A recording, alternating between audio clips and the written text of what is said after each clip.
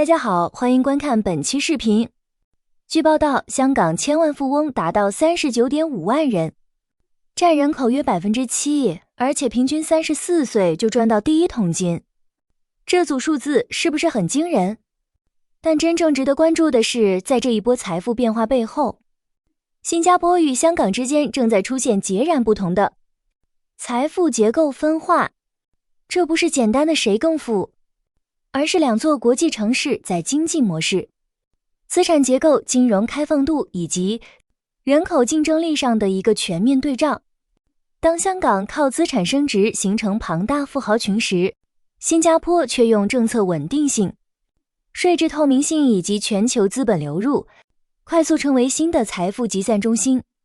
更关键的是，两地的富豪增长对社会结构、阶层流动和未来城市竞争力有完全不同的意义。那么问题来了，未来谁更胜一筹？谁会成为亚洲乃至全球财富的聚集地？接下来我们将全面解析香港与新加坡在财富上的真正差异，一起看下去。39.5万名千万富翁，如果只看数字，香港的富豪规模仍旧压倒性领先，这样的密度全球罕见，背后当然有房地产长期升值的巨大贡献，也反映香港作为成熟国际金融中心的长期积累。新加坡虽然基数不如香港庞大，但高净值人口的增长速度已经连续多年位居全球前列，越来越多的国际财富选择迁移到新加坡，这不是偶然，而是一个由地缘政治、税务环境、安全感以及资产保护需求共同驱动的结果。简单来说，香港有历史累积的存量优势，而新加坡掌握着未来10年的增量红利，这也为后续的财富格局埋下伏笔。香港的富豪往往依靠长期资产升值、形象之，而新加坡的财富则更具流动性、国际化和活跃性。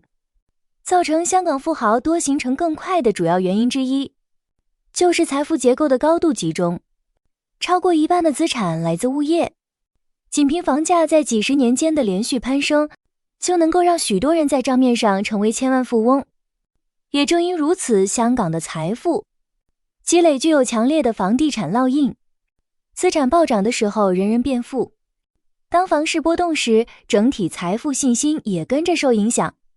新加坡则显得更均衡，金融资产在富裕群体中占比显著更高。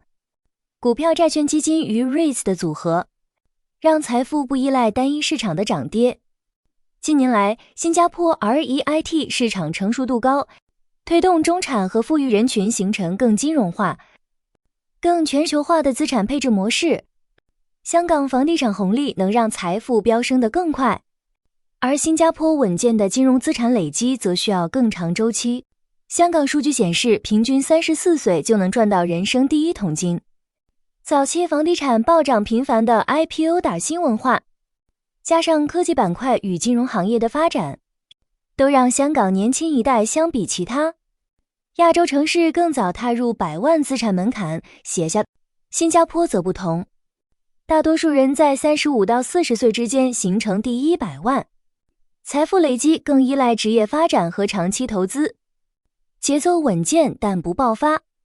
这种模式对城市更有持续性，也更容易让不同阶层参与资产累积。从跨境资本流向看，香港富豪普遍倾向把资产搬到海外，显示部分对本地前景的保守态度。而新加坡则呈现完全相反的趋势，全球资金主动流入，把新加坡当成亚洲资本的避风港，再由这里向世界分配。香港的富豪多，中产挣扎，基层压力大，贫富差距也长期位居亚洲前列。房价作为财富形成的主引擎，也进一步拉开了社会阶层，富豪越多，大众反而越焦虑。反观新加坡，虽然富豪数量增加同样会带来焦虑，但整体社会流动性依旧存在，中产阶层有较稳定的向上机会。相省政府也主动透过税制、房产政策、移民与监管来避免泡沫化。新加坡吸收全球财富，强化金融与科技产业发展，不但为本地创造就业，也提升经济韧性。好了，关于香港和新加坡的财富对比，你最看好谁？到底谁才是未来10年亚洲首屈一指的资本中心？欢迎在评论区分享你的看法。